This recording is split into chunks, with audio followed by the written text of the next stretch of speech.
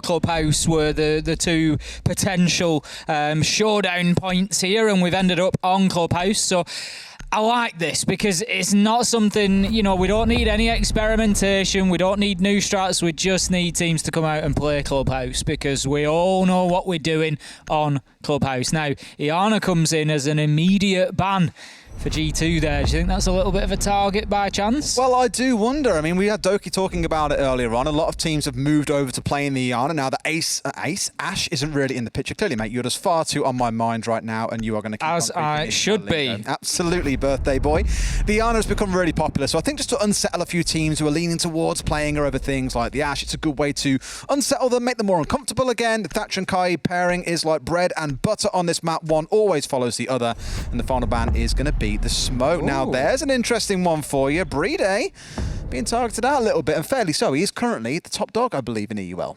He's going very well. There's absolutely not just on fragging, but rating, plants, everything. You can't stop the man. You think a smoke's going to stop him? Just wait for this.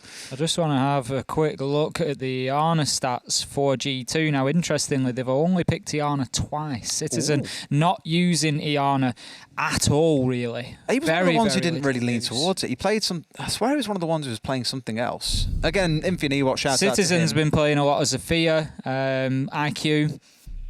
Yeah, I think he was a little bit of Ash. I think again, Infinity Watch like diagram of who's moved to playing what after the first week of Tier 1 play. He was the Zofia player for the team. He didn't go to playing Iana. So it's interesting. You've got a target towards Shaiko potentially with the Iana because Shaiko's been playing Iana in place of I'll never forget he played that for the first time at SI and discovered the power of frag grenades. Like, wait, I can throw these round things and they kill people? What? And then you've got the ban on smoke targeting BDS.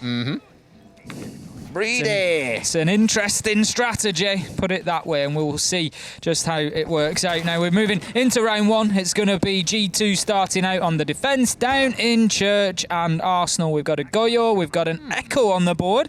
So interesting so far. I like that. You know what I like? The fact that we've got 3 hard breaches on side for BDS. We see this from some There's APAC nobody North left. teams. Nobody else left. No.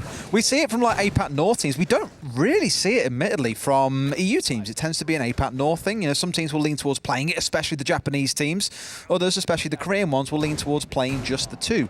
And normally the Habana and the Maverick is seen as enough. You'll see one of them banned away, for example. But with all 3 available, BDS here are just saying, look, added security, let's play all 3. Fair enough. You're doing it now. I always blend these 2 names together. Who? BDS and G2, it always, when I'm casting, it always becomes GDS at some point. There are far worse names that you can combine. Imagine if you had like Tier 7 BDS together. That's never going to go well, is it? Never going to go well. If you get that one, you know that you're over the age of 18 years old.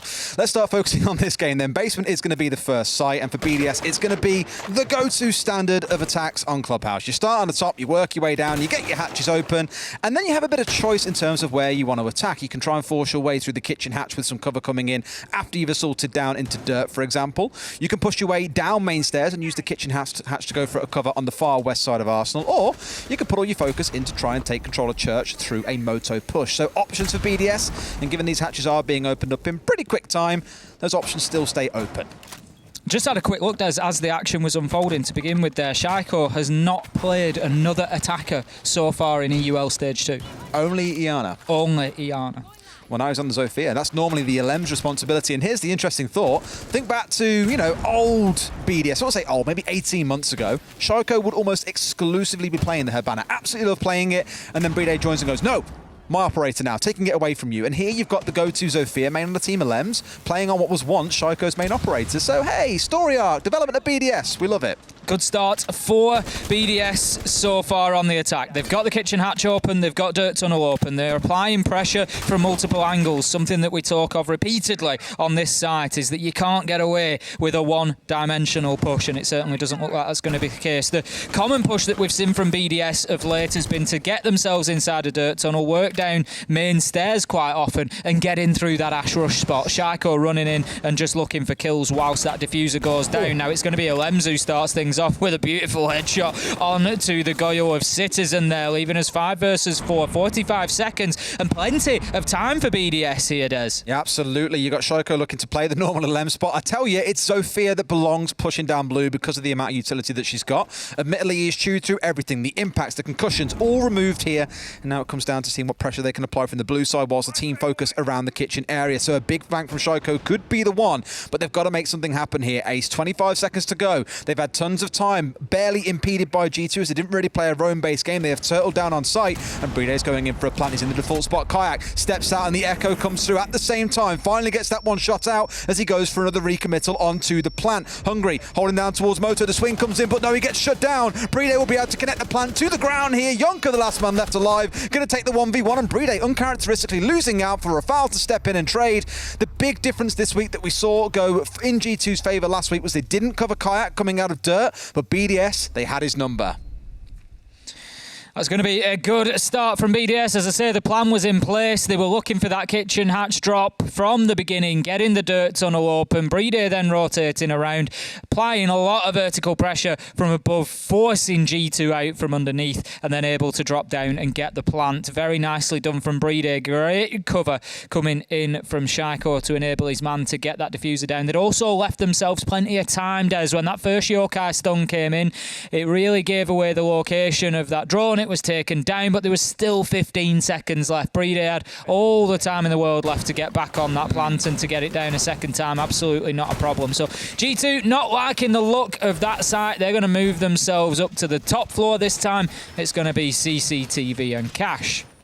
Look back at last week as well, because it was G2 who played on this map against Secret. Lots that you can look back on and take parallels away from. And the fact that we've gone to Club, I'm really excited about, because my comment last week was that Citizen was given total free reign. And I said they've tried to roam clear him, they couldn't do it. Citizen could go literally wherever he pleased on the map, and no one was able to stop him. And at the time I even said, imagine trying to do that against a team like BDS. With a team like this, they will pinch you, they will shut you down, you will not be able to play your own game. And in that first round there, you've got a real taste of what upset G2 last week, what upset Secret on the attack, was G2 had Kayak step out of dirt and spray down the guy who was on default. It was that simple, but BDS simply didn't let that happen. Against a team like this, with the incredible attacking win rate they've got, as well as a defensive one, you are not going to get away with the usual things that you would do on the defensive clubhouse if you're G2.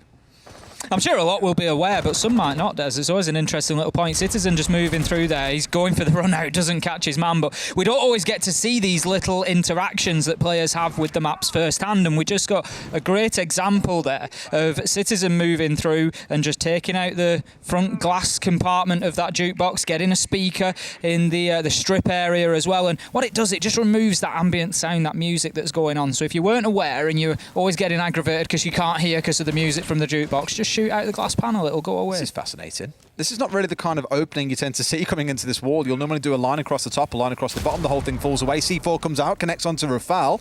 Doesn't kill him, but he is down, so they've got to be mindful of that, but the support equally could come back in at any moment's notice. So you as G2 don't want to go hyper-aggressive, you know, lying down, looking through the Mav holes there, trying to connect to kill, as you expect someone to be on the rappel, and indeed Shaiko is there. They will be able to rescue Rafal, get him back on his feet, and with 2.5 canisters left, he can get back to work on this wall. Which he will do immediately, as we see him just looking to burn it out. But Citizen hits him with the impact. There you go. That's going to shut the man down. And this is always the danger of working with those Mavericks, Des. You've got to be close to that wall in order to operate effectively on the reinforcement. But you open yourself up to that explosive potential. And that is going to be a great kill from Hungry. Lems will walk away wondering, well, he doesn't walk away, wondering exactly how he lost that one. It was a headshot that took him down through those stacks of cash, and there's only one coming away with the money, and that was Hungry in that one. It's all starting to fall apart. I mean, that's not a fight you should ever be losing there as a Lems. Like, you've got a total mag to spray into before he even sees you. Shaiko doing a bit of neutralising work, though. Brings down the guy who killed his old main operator in this case. Bit of a balance back. 4 versus 3 for G2, though. And as we get into that final 50 seconds, this is where you've got to see BDS pick up the pace here or come up with an idea. Because right now, G2 are in the driving seat. The nice thing is, yes, they've lost 2 hard breaches, but guess what? There's one more waiting, currently impeded by Kayak's mute, though.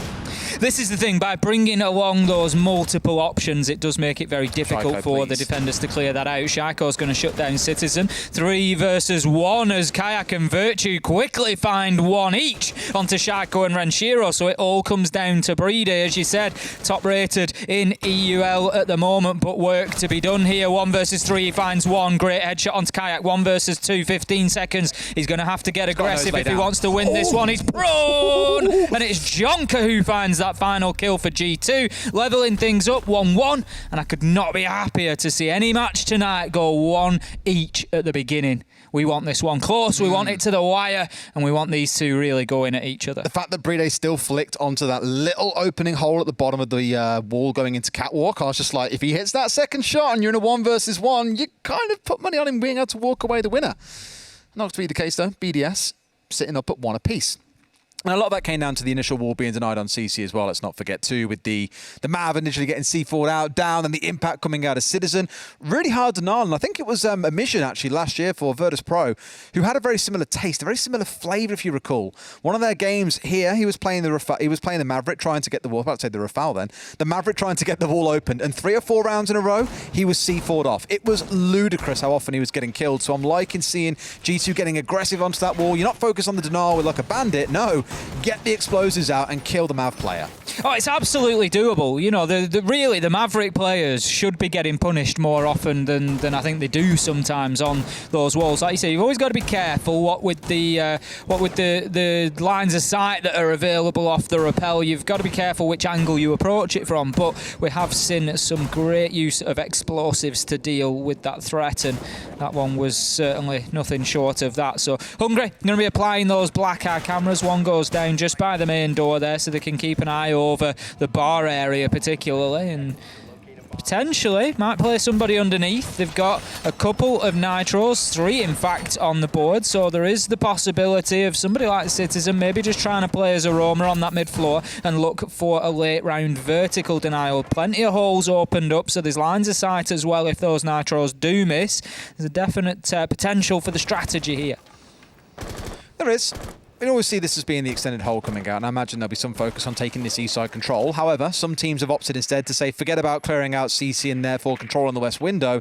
Just stick someone on the roof and watch the west window. That also works just fine, as long as you're not giving them the long angle onto someone playing on the south balcony from somewhere. That's what you've got to be mindful of. Kayak getting himself set up inside logistics, and I tell you what, whenever I see a mirror here between these two teams, I'm always taken back to their game last year. I think it was in stage 1, when Virtue looked away from that mirror window for the smallest of seconds. Shaiko runs from cash all the way through construction into bedroom and kills 3 people to make sure the game ends. I think it was at 6-6 rather than a 7-5 going the way of G2. It was absolutely ludicrous and really paints the story between these two teams. You can't forget about their matchup at the finals, for example. It's always a spectacle, Ace. Just over a minute in, and we've got Citizen dead to rights again. That's 2 rounds out of 3 that he's taken the opening death, and it's something that maybe just need to be aware of on the side of G2 to try and manage those early round entry battles a little bit better so they come out a little bit more favourable for themselves. And Nitro has gone along with him as well. That wasn't used prior, so it is a big loss of utility now. Rafal will clear out the mute jammer from underneath. That will allow the exothermic charge to activate, and that will be the hot tub wall open. Coming in towards the final minute, but we do have a Lems down and out as Kayak finishes him with the Nitro. Shaiko finding Jonker, and we now find ourselves 4 versus 3. Out comes a Nitro. Shaiko takes some damage, but manages to step away with 26 health, but he is only 1 or 2 bullets away from death. It's a good disruptive game coming out of G2. I mean, catching Lems is the big one because now you don't really have anyone comfortably watching the east wall. The CC wall, I guess, in this case, to stop someone playing on the west window. They could flank and go for that, but grenades are singing in all around Kayak here. That's a great shot onto the gym window, but gets traded out by Shaiko. He's done it again. Cash through construction into bedroom, finds himself the 3rd kill of the round before Hungry neutralizes and puts him to the sword. 2 versus 1 for BDS then. Virtue, it all still to do, but this plan should be easy to do. With a Jaeger, of course, you have not got any C4s to play behind. This one should be going down nice and easy. The vertical holes are there, but not quite enough that they'd see Brede. He's going to have to win it all out here in the 1 versus 2. 2 straight up gunfights. Looks one way, sees the man, brings down Brede. Virtue's in the 1 versus 1. Can he do it, Ace? Rafal off towards side. I think Virtue. No, he's going outside for the window. I think he's hoping the man's on the south balcony, but he's got the wrong idea. He's still over inside sight. About 15 seconds to play with here and then stick the defuse off. I wonder if he knows where the man is. The yellow ping, it's come through. It's given the idea. Steps in, sees the man. He wins it now! Virtue finds the 1 versus 1 against Rafal. Will stick the defuse. That is a massive round for G2. G2. Not only is it a massive round for G2, it's a massive round for Virtue Des. He's been a little bit quiet over the last couple of play days, and that is a massive confidence boosting play for the Australian, who we have seen just in stage one absolutely tear teams apart, Des, and I hope that that breaks the seal for him and we really see him coming out and showing us that gunning ability that he's got. A 1v2 from Jaeger, starting from underneath. As you say, no opportunity for explosives. He just had to go and find those gunfights. For me, the first one was the absolute beauty as he just moved through and caught Brede on the rotation into logistics. It was an absolute beauty. Virtue, take a bow. What a great 1v2. I mean, it's a good way to make sure that this fixture stays spicy. Again, BDS G2, you look back through their games in history, every single one has felt eventful. Every single one has felt competitive. And I was worried coming into this stage, given how G2 have been playing so far. You look down the fixture list and see, Playday 5, BDS versus G2. Is this really going to be as competitive as former seasons? Well, it certainly started that way, so no complaints from me. Looking again at the setup coming out of G2, though, you kind of be forgiven for looking down this lineup and thinking, okay, well, 5 C4s, 4 C4s, they play a ton of it. Not quite. 1 C4 is actually the answer, 2 sets of barbs and 2 sets of impacts. More and more teams are leaning on this kind of impact-heavy setup. We've even seen some teams bring along 6, because you play for the big denial, for the exothermics, for example, inside a kitchen. Here, when you've got 3 hard breaches on side, bit of a different story, admittedly. And the fact that he gets his first peek off and even gets shot at, for a foul to miss those shots is a real corker as well. And for Virtue, again, as you say, the sort of thing he needs after the rough season that he's had so far. Absolutely. Like we say, we had some massive moments from him alongside Citizen, particularly the two of them as a duo in stage 1 were deadly. There's no two ways about it, but just struggled a little bit in stage 2, and hopefully that will start to turn the tide. Now Hungry, he just keeps himself on those blue stairs, surely going to be droned out there. He will be spotted, so away he goes on the Bandit. Just gets himself back into blue corridor. Important position to hold, so he doesn't want to be overly aggressive there. We're only 30 seconds in. The last thing he needs is to be losing his life to a Lems. Now it's going to be Renshiro instead that gets the opener, finding the kill onto Kayak, and that's the Capcan down. Shaiko able to walk into Hungry and blue corridor there for absolute free, and he's looking for more. You can see Shaiko is hungry himself tonight. Yeah, step in the way, and it's not so much a rush, but they have pushed quite quickly here inside of site. However, members of G2 can now start coalescing back onto the site. 2 versus 3, with Shaiko being down. This could be a 2 versus 2, of course, so Fear no longer able to withstand on that front. Brede getting the plant down, though. Lems taking the 1 versus 1. Virtue on 1 HP here. He's got to land these crucial shots right here and right now. C4 comes out, but Lems peaks at the right time. Citizen, a 1 versus 2, with, again, only a slither of HP remaining. I don't know if he can do a Virtue here, same as last round, Ace, but if anyone can do it, he feels like the man to do just that. 1's on blue, 1 playing behind the big box here as well, doesn't quite see him as the pixel just about bypasses his vision. And I think with 20 seconds left, Ace, you don't get both of these kills and get away with the disable. A little bit desperate with a couple of shots coming out. This one looks done and dusted. This should be the BDS round. Absolutely so, Citizen, as you say there, just shooting at shadows at this point in time. Just anything that looks like a movement, anything that looks like a pixel colour out of place. Brede it's going to be to find the man. 3 versus 1 at the end there. BDS managing to close things down with the diffuser on the ground so far. BDS continuing their impressive streak of playing that objective on attack. Des, we commented on it at SI, particularly how often they managed to successfully get the diffuser down on the ground. 3 out of 4 rounds so far they've been able to do so, and it's been impressive stuff from them. Brede just always seeming to find a way, find a route, and find that spot to get the diffuser down. Now, G2, they're going to, I think, feel pretty okay about this. 2-2 so far. There's been a hard-fought battle in both directions. They've managed to overturn a planted diffuser. They've got another couple of rounds to come here, and they'll be looking to close it out. I think it's a similar sort of style there where, well, not similar style, but a similar expectation is how I'd describe it. BDS, for the longest time, regarded as one of those teams where you can have done everything to slow them down. You could have destroyed all their hard breach, you could have removed all their drones, you could have done everything that by the textbook you have to do to beat another team in Siege. Then they just walk through a single doorway like Cash and kill 4 people and win a round. They did it to Vitality in stage 1 of last year when it looked like Vitality should have won 2 or 3 rounds off an absolute strategical masterclass in my mind, and BDS still go on to win the round. It's infuriating how they can make it happen, and that round isn't strictly a great example of it, but you've got to be so mindful that saying, yeah, sure, 2-2 is where we're at. BDS can cakewalk a couple of rounds. You give them even an inch, they'll take an absolute mile away from you. But here at least we're seeing a different setup coming out of G2, stepping into a different operator lineup, dropping away the cap cam, for example, the Jaeger back on side, and Mira also joining for this setup. We're into the action phase then. BDS will start to mount their attack once again. Last time round, successfully attacking this site basically consisted of just absolutely forcing their way into blue corridor like a juggernaut. Shaiko moving down the stairs and just getting a kill to open things up. But G2, they need to do better than that. They can't allow themselves to lose those engagements. I'm so glad they've just pinged out that Black Eye, by the way, against Secret last week for G2.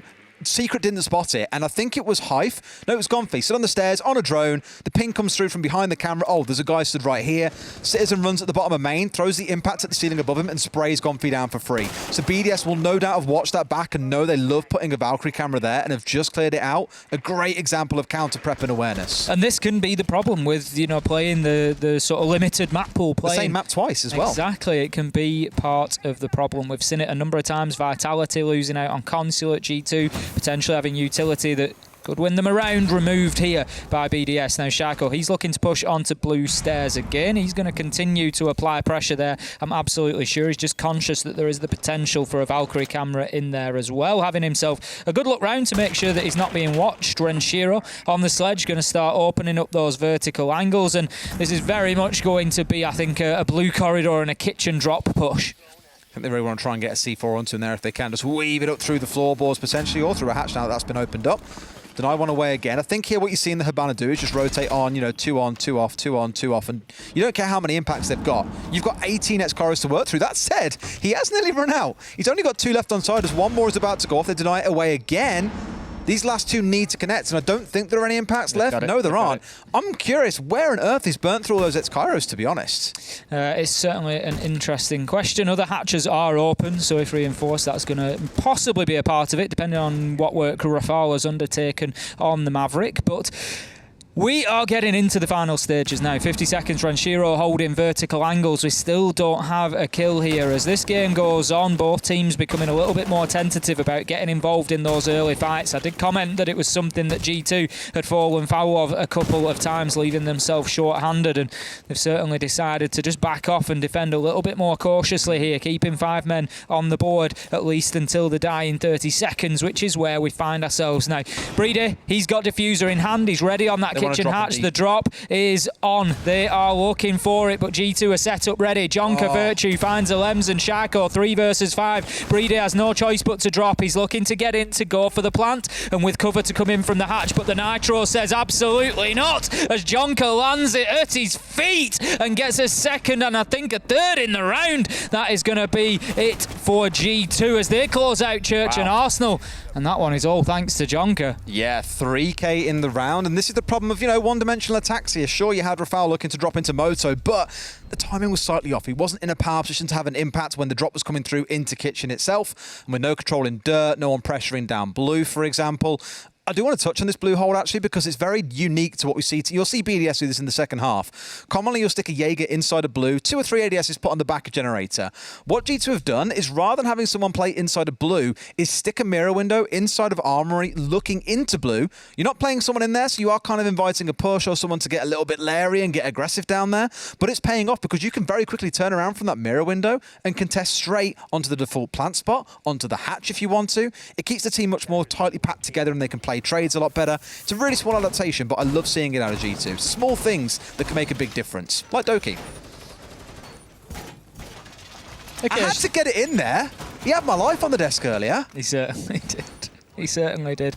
And I'm sure he'll be sat chuckling into himself about it. G2 moving up to the top floor for their final defensive round. It's going to be round 6, and it will be CCTV and Cash. Now, they defended here back in round number 2. They won it. Citizen opened things up with a good kill onto Rafal that just gave G2 that nice early advantage in the round. It was the explosive kill through the... Look at that. Look at the nitro land at Brede's feet there. He tried, bless Jonker as judge, jury and executioner on that one. I mean, again, big 3K coming out of Jonker, but even if he'd gone down, there was the Bandit stuck around, there was Kayak poking his head out of dirt, for example. Citizen was playing on AKs. They had 3 or 4 options there in case one man went down. And when BDS are, again, this kind of one-dimensional attack where you haven't got Kitchen, you haven't got Blue, you haven't had anyone pushing through Moto yet, no one's at the bottom of the main stairs, you make it a bit easy for the defenders, I think. So I'd like to see a bit more varied in terms of attacks there. We'll see, of course, if G2 do that when they get onto their attacking half. But for now, let's see how this round plays out. Previously, Rafal struggled to get this wall open, so I imagine he's being a lot more cautious this time around and getting the CC wall opened up. Hungry playing that mirror window in towards the construction door there from the top of the Cash stairs. So that's going to be an important position to hold on to, because it is going to be able to stop that west-sided push. Now, there is a mirror window on the east wall, as I was about to say it. That is why it is played there. Easily dealt with because it's on an external wall. You can now just go up, melee the window. It smashes it out and it isn't any use anymore. But by shooting the glass out, there is an opportunity, depending where the explosives have been placed, to allow them to be cleared off the wall, which is exactly what Kayak is going to do on the Maestro. Yeah, I mean, they've got 6 impacts on side here. You've still got the Hibana to play behind, who now, admittedly, all of her ex-Kairos are gone. Again, I'm quite curious where they've all been committed. I haven't been paying attention, clearly. But they can deny all this away. This is not going to be an issue for them. They missed the 1. Got to try again. Got to be quick about it, too. I think they get that second one. Yes, they do. Still 1 more exothermic to play behind, but still 3 more impacts to stack to as well. That's it, and they're just going to keep doing this. Now, Brede, he's gambling with going over to one side and hoping to avoid that, but he will be unsuccessful. It's as easy as that, Des, and that is why you play the mirror on that wall. Perfectly shown to us by BDS, and it just makes it even more difficult. Rafal can't go over there on the Maverick and start trying to open up the reinforcement, because he's just going to get gunned through that mirror window. Yes, it gives the line of sight in on the defenders, but the cost of that is that you are then able to keep that wall closed much, much easier. So 1 minute left to go, and BDS, they're going to have to think on the feet here, Des. They're going to have to come up with a plan B. Absolutely. I mean, this is 2 rounds now on this site that we've seen them deny the east wall, at least for the longest amount of time. Here, it might be the entire round. The previous one, they killed Rafal, as we know, which forced BDS to have to rotate and slow down. It's a thing of beauty to see, and I will commend G2 for that. No one's going to forget their admin holds, for example, with the mirror. In a previous week, I think it was against Virtus Pro at the start of the season. They've done some wonderful defenses, and it keeps on stacking up here, even on club. They've now got 2 holding on catwalk, at least looking to contest. Virtue will finally get himself dropped. Not quite out of the game just yet, but BDS really want to force their way in here because they know that they can't get that CC wall opened up. Yonka springs up, tries to find one, can't quite connect. 2 quick kills for BDS, and like I said, their bats can be against the wall. They'll still find the frags. Shaiko gets 1 of 3 versus 1. Hungry, he's got a C4 on side. He's waiting for the door to step through here. They're going to know about it. Now they're going to step in, finds 1, he's got the 1. Down. Can he get it all? Oh my god, he gets the 2 down, and no one's there again. He's clutched it out for him big time. G2, they deserve that after how much time they've wasted on that east wall. Eat up, Hungry. He's just absolutely taken BDS for everything they've got there. He hasn't even left them the shirt on their backs. 3 versus 1, Des. He closes the man down. Brede, he's running through. He's got diffuser in hand. I know that they're conscious of that nitro, but you've got control of CCTV. It's mad. There's got to be a thought there that says, put this diffuser down on the ground. It's...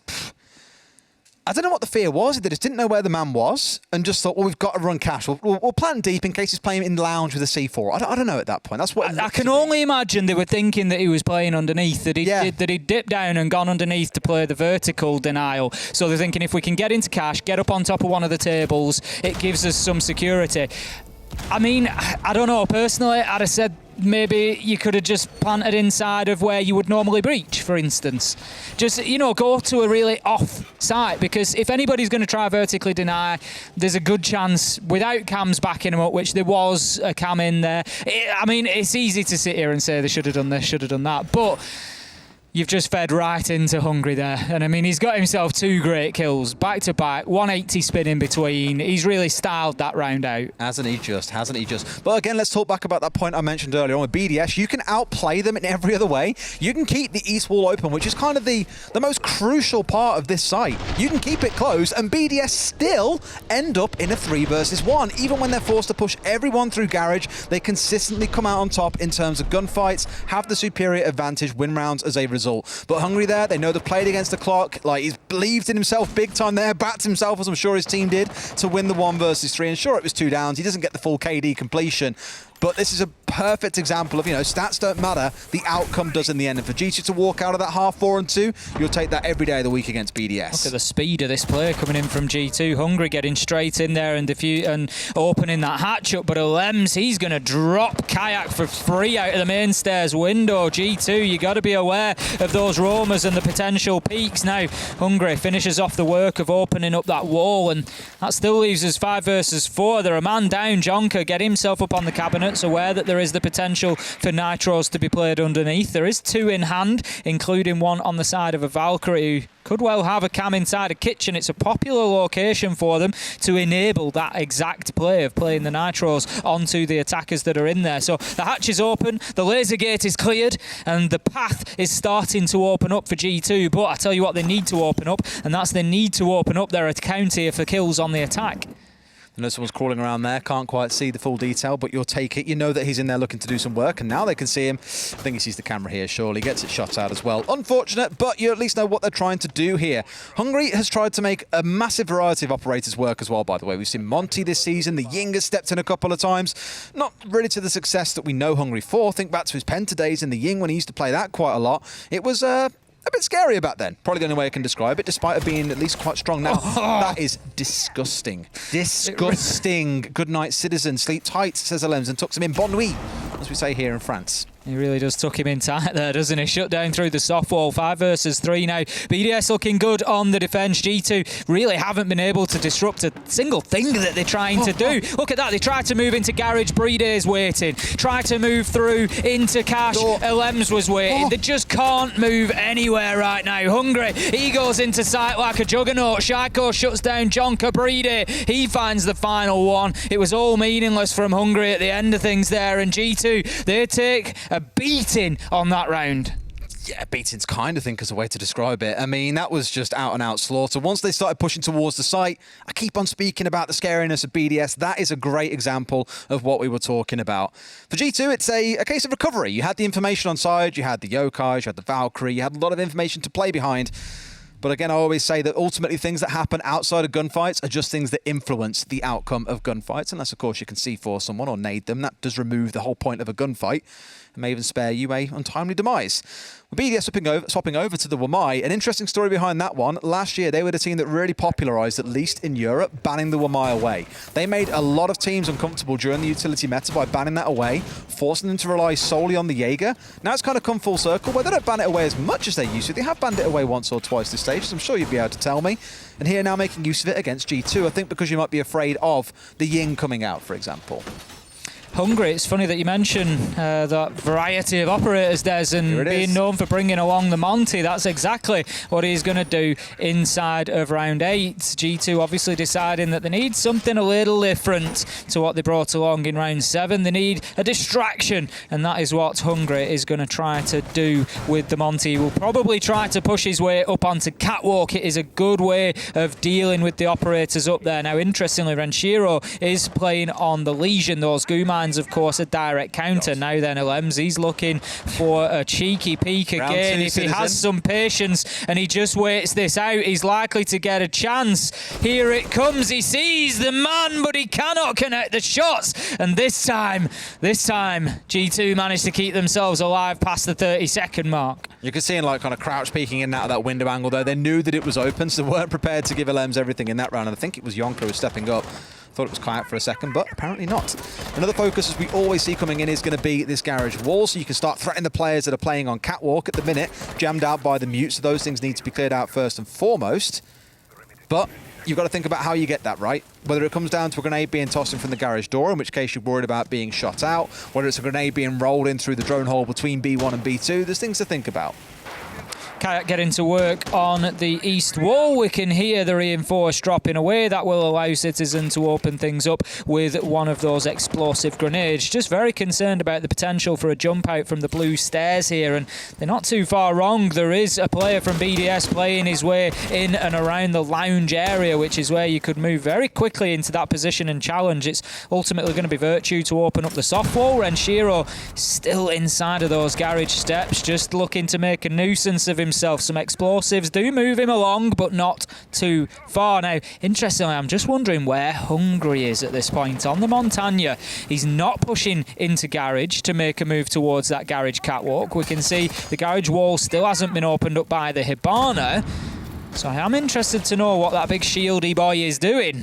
You got Renshiro playing in the low level as well. One up top there's Hungry. Thank you very much. Hanging around outside of stock. On the drones for now. I believe it's easy observing for us this game as well. I think he was getting excited about the fact that he got this game earlier on. As you would be. As you would. As you would be. An absolute classic in the making, potentially. Renshiro, he's been left alone in lower garage, and they nearly pay the price for it, as the Hibana of Jonka just runs past the breach there and takes a few shots to the shoulder. Lucky it wasn't the noggin. Now, Citizen, he is on a little roam here. He's on the flank. He could get Renshiro for free. He could get Renshiro for absolute free here. I'm not sure that BDS are aware of his location. He's just looking to move his way. He's come from basement there, and he's actually just moved in very, very quietly.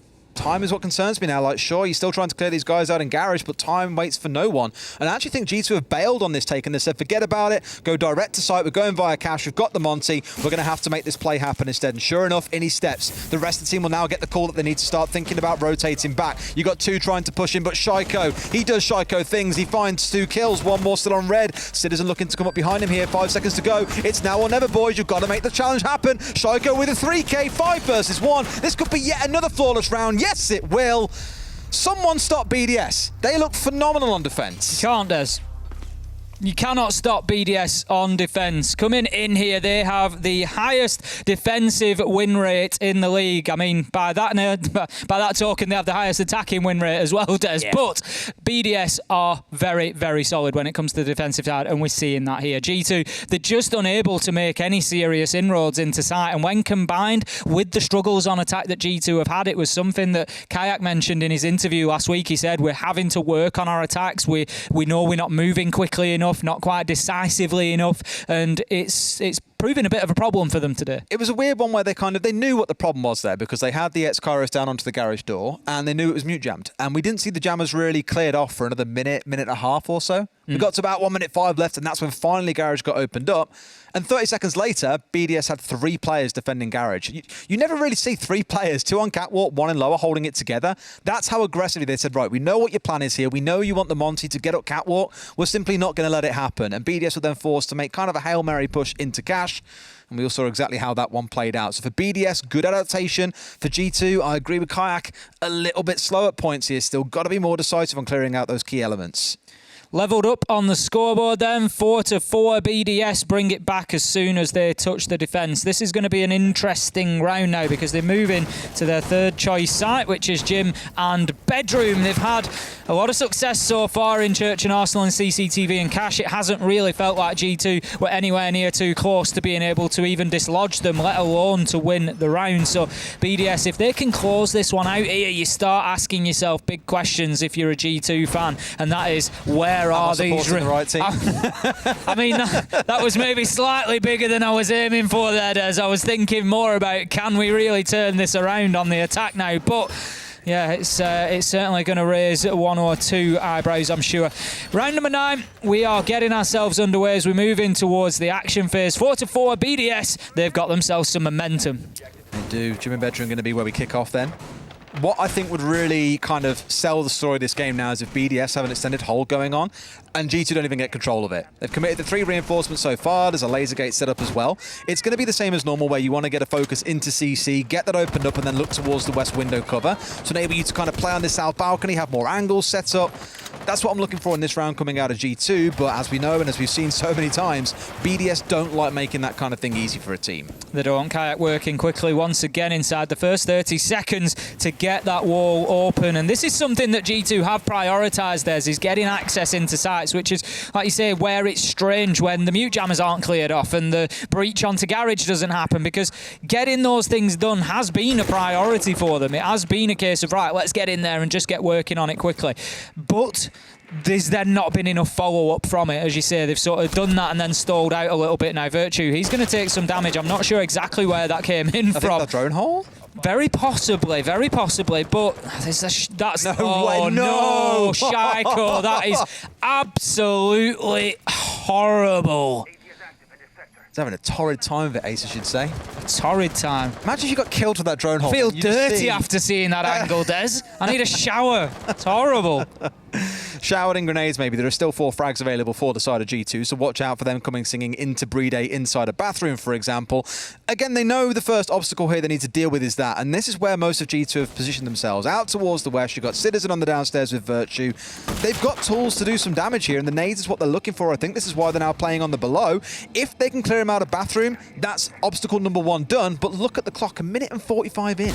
Also, importantly, that's big. Look at Ilems. Ilems is actually underneath in basement at the minute. Virtue does find the opener with the nade onto Shaiko, which is big, but here comes the flank from Ilems, and I'm not too sure that G2 know about this, Des, and they are going to be in for a world of pain in a minute if they are not careful. Virtue finds a second from underneath. There we go. That's the spot they needed. Virtue, he's having a massive round as he gets his 3rd, and that is going to be 2 nades, 1 gun, and it is all that Virtue needs to deal death inside a clubhouse.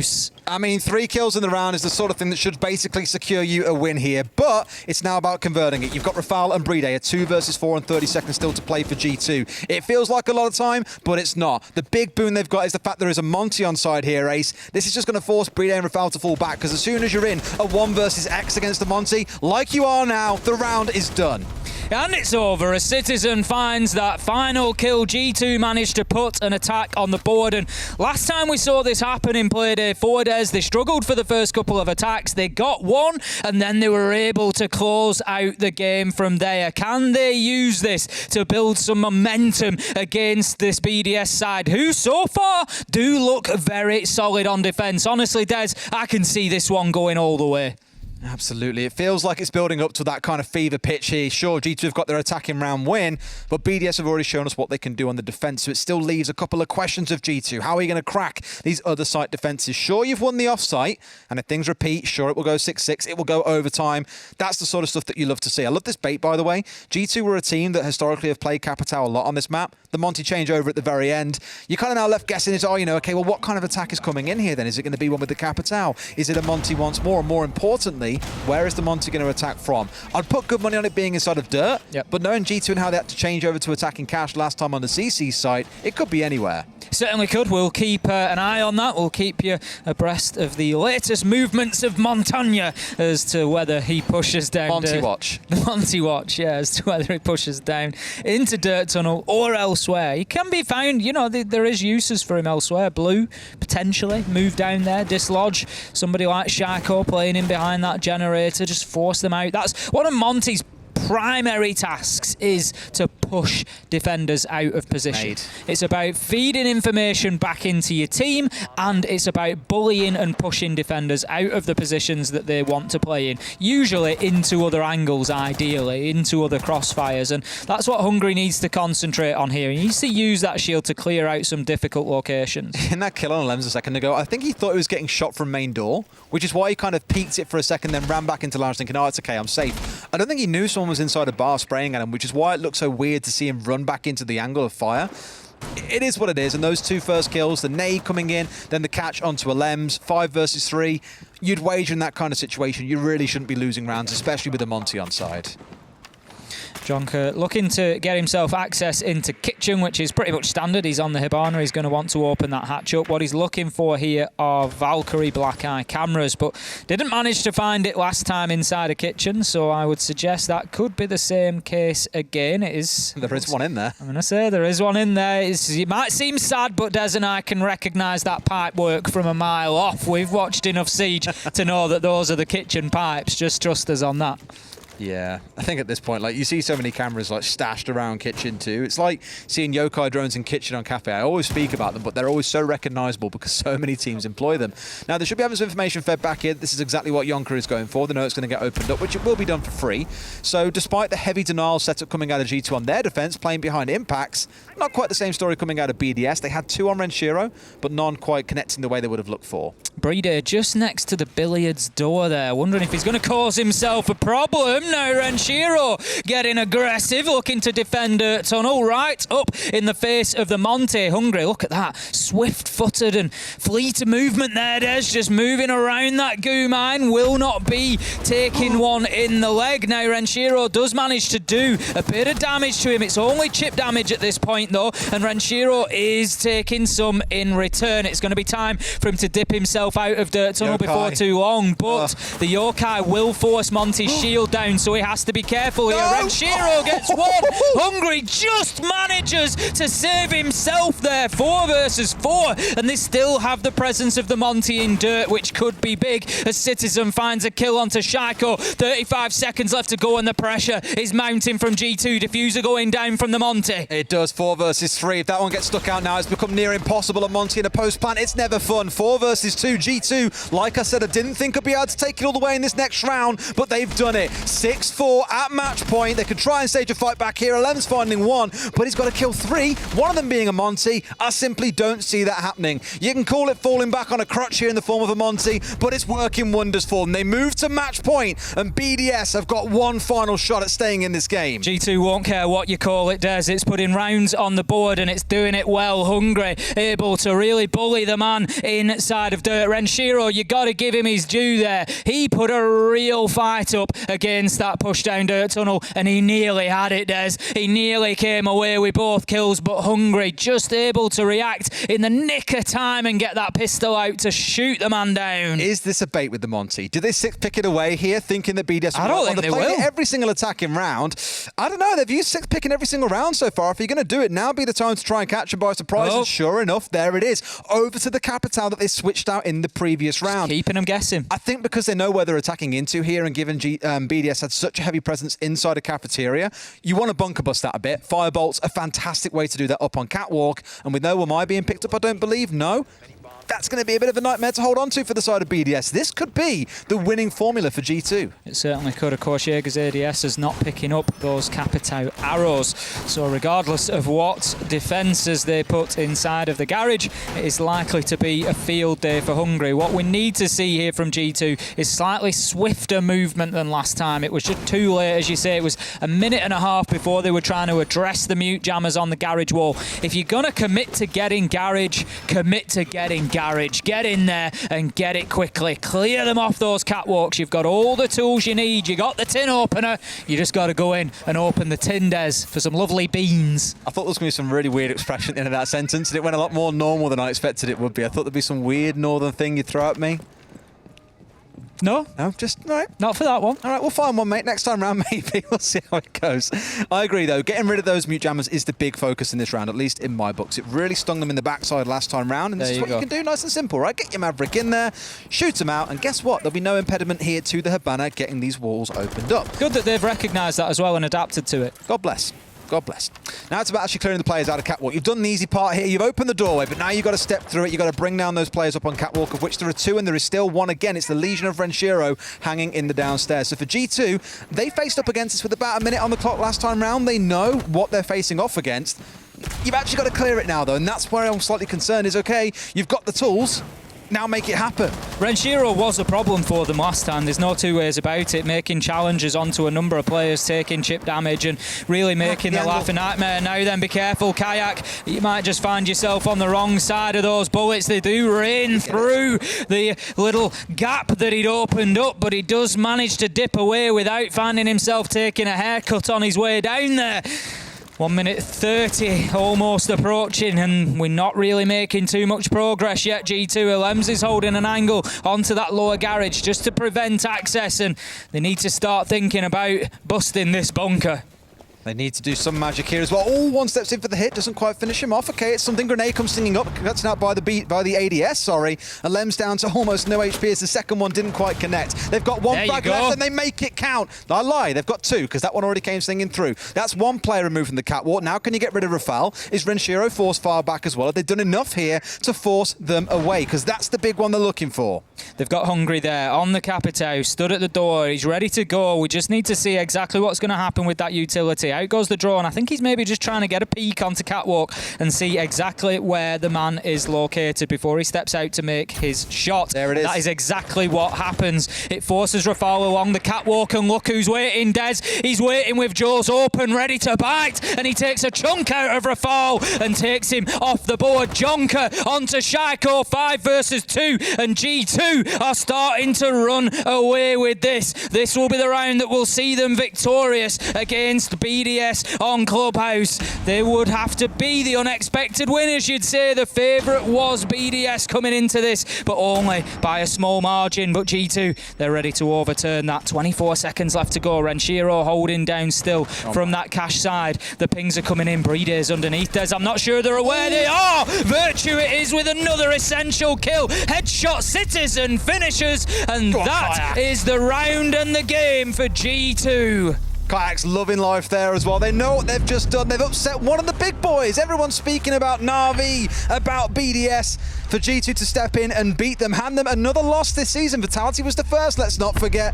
That is a massive outcome for the boys, and I'll again pin it down to some excellent defenses. The mind games on attack of the Capitao, the Monty, what do you deal with? They just had an answer for BDS, and that's what I love seeing. Counter prep, counter analysis, adaptation, and G2 have brought it in spades today. Well, Des, G2 figured out how to attack. They did. They